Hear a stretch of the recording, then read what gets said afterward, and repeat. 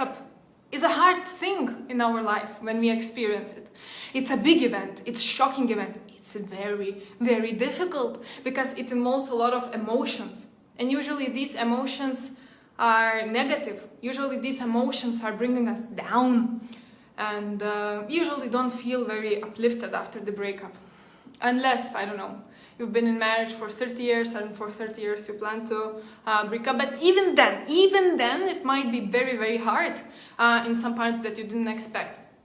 So as it's hard, as it makes us not feel very good, the breakup period, of course, you need to do something. You need to do something to start to feel better. But very often we don't know what to do. Very often we go to our friends to hang out and so on, but this solution is very temporary because all of the steps, it actually starts within us, inside of us. So that's what I will talk today. One thing that really, really helped me, and I believe it will help you too because it helped so many of my friends, so many of my clients, and I will be talking about that one thing that can change your life, that can make you feel better if you are after the breakup. And it doesn't matter if your breakup was 1 day ago, 1 month ago, it might be still very, very relevant. So, I want to start by actually sharing my story. In 2019, I experienced a breakup. I experienced a breakup with a guy that I was together for 3 years. And we were also living for almost 3 years together, so it was really a serious relationship. I was expecting a lot from this relationship. I was investing to this relationship. I was trying different things to make this relationship work and be good. I had also other big breakups. For example, I had one breakup of 5 years of relationship before that, but today I will be focusing on specifically this story, this breakup. So it actually happened on 2019, March 9th, I remember very clearly because he also brought me flowers. So generally speaking, he was a good guy, and a lot of people were like, yeah, this relationship, he's not that bad, this relationship might be good. But I decided to break up primarily because I understood that there are different visions that we have in life. For example, I wanted family and he hated kids. He really avoided the topic of getting married, and I mean, I was not pushing him to get to propose to me or something. It was just the topic at like sometime in the future, but he was really avoiding that. And we also shared different values. At the time, I really wanted, to grow, to invest into my personal development, to learn new things, to develop myself, to become better every day.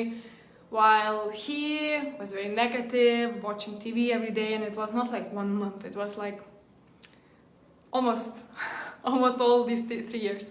So I decided to break up. I knew it was a right decision, and it was not 1 day decision. I was planning for it. For quite some months, really questioning myself if there's anything else I can do or not. But at the end, I decided that I need to break up because I want to have a person in my life who shares similar vision and similar values. And that we are just too different. So I was planning how I will say it. It was really uncomfortable, but I did it. And I know it was the right decision. But after I broke up, I started to hear in my head a thought, a voice that was saying, "Oh, Gintare, you broke up with a good guy. Once again, you're breaking up with a good guy. You have such high expectations for men, such high standards for your partners, that you will end up forever lonely. There is no man according to your expectations." And my expectations was not like a huge list of requirements, what it should be, what it shouldn't be. It was just about similar visions, similar values, that's it. And my visions and values, not something very extra big or something, it's normal. But this thought was keep on coming to my head. And I was like, no. I know I made the right decision. And I know that this guy is not for me, and I think there are men with whom I could share my life with, that would be my soulmate. But then this voice in my head started saying, yeah, maybe there are men on this planet who might be according to what you want, but look at you. At that time, my weight was 95 kilograms.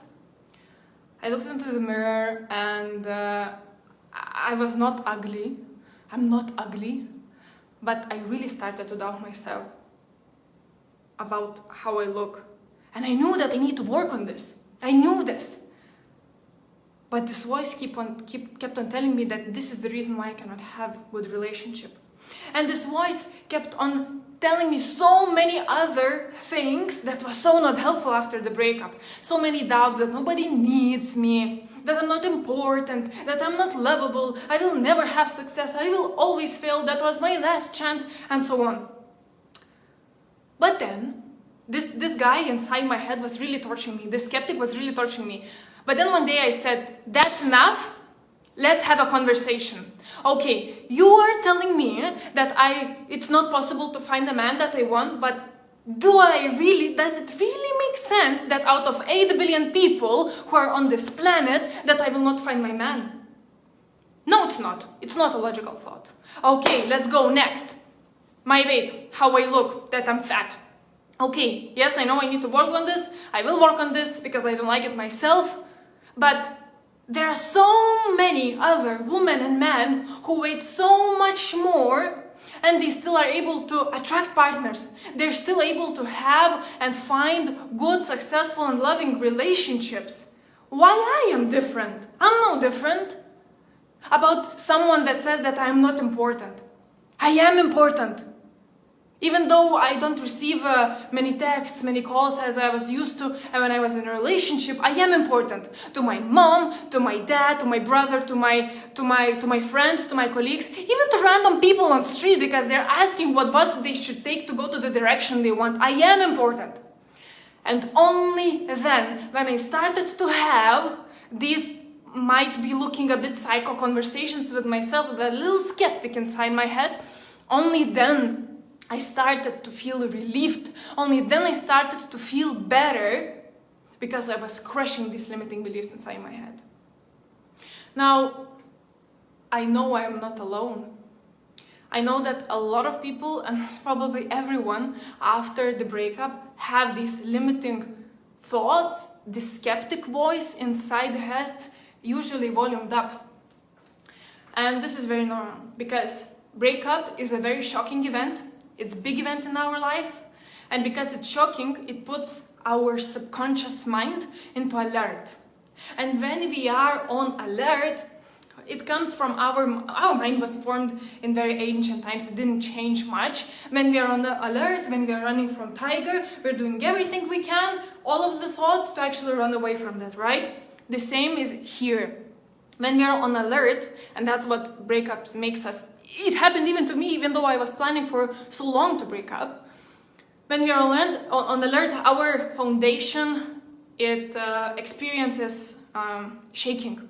And when it's shaking, all of our mind, subconscious mind, puts all of the thoughts, doubts, wonders, all of the problems, possible risks into our head. It volumes up. This is very normal, and that's why it's happening. That's why we have these thoughts. But now, you need to start dealing with them, right? We need to do something to deal with them.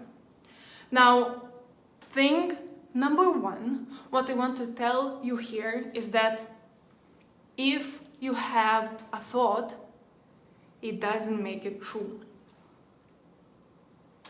Let me repeat. If you have a thought, it doesn't make it true. Now, we have a lot of emotions too, but it doesn't make it a reality. If you feel lonely, it doesn't make us lonely.